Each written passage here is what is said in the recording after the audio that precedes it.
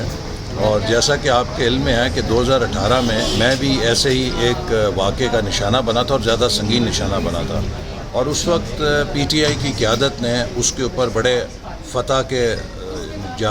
جشن منایا تھا اور اس کی مذمت کرنے سے انکار کیا تھا، لیکن ہم اس واقعے کی مذمت کرتے ہیں، اور اس وقت بھی ہم نے خبردار کیا تھا کہ پی ٹی آئی اور عمران نیازی صاحب جس مذہبی انتہا پسندی کے بیانیے کی آبیاری کر رہے ہیں، یہ معاشرے کے اندر ایسی بارودی سرنگیں لگائے گا جس کا کوئی بھی نشانہ بن سکتا ہے، اور اس لیے بڑی ہوش مندی کی ضرورت ہے۔ ہمیں اپنے معاشرے کو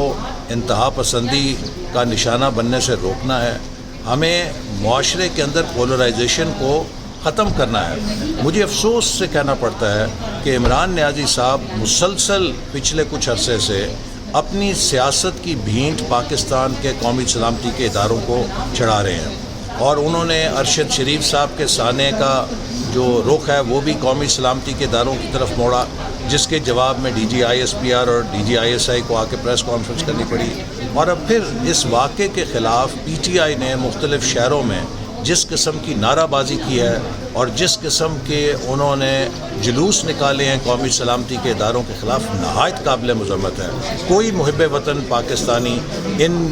چیزوں کی نہ حمایت کر سکتا ہے نہ اجازت دے سکتا ہے۔ قیادت کا کام ہے کہ وہ اپنے لوگوں کے جذبات کو ٹھنڈا کریں، نہ یہ کہ اپنے مذموم سیاسی مقاصد کے لیے ان کو قومی سلامتی کے اداروں کے خلاف بھڑکائیں۔ اگر آپ پاکستان کے قومی سلامتی اداروں اور عوام کے خلاف ایک خلیج پیدا کر دیں گے تو کیا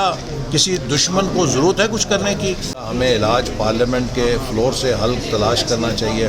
اور میں سمجھتا ہوں کہ اس واقعے سے کوئی عدم استحکام نہیں ہوگا، چونکہ ان کی لانگ مارچ تو فلاپ ہو چکی تھی۔ اب یہ اس واقعے کا سہارا لے کر اپنے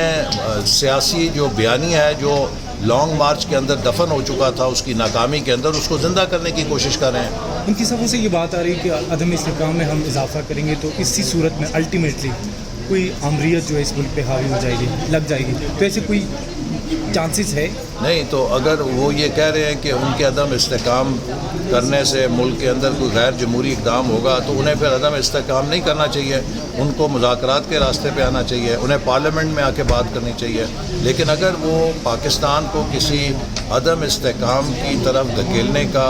تہیہ کیے ہوئے ہیں تو یہ ان کا پلان کامیاب نہیں ہوگا، چونکہ پاکستان کے عوام نے ان کا بائیکاٹ کر کے دکھا دیا۔ آپ نے دیکھا کہ لانگ مارچ میں کئی جگہوں پہ لوگ اتنے کم تھے کہ عمران خان صاحب نے وہاں پر اپنی ناراضگی میں خطاب بھی نہیں کیا، تو لوگ تو ان کا سیاست کا ساتھ نہیں دے رہے کہ پاکستان کے اندر عدم استحکام ہو۔ ابھی وزیر اعظم چین سے اتنا کامیاب دورہ کر کے آئے ہیں، اور ہمیں چاہیے کہ ہم سی پیک کو دوبارہ ریوائیو کریں، ہم ملک کو سیلاب کی تباہ کاری سے بحالی کے عمل کی طرف آگے بڑھیں۔ اس قسم کے واقعات کو اپنی سیاست کے لیے استعمال کرنا میں سمجھتا ہوں کسی بھی طور جائز نہیں ہے۔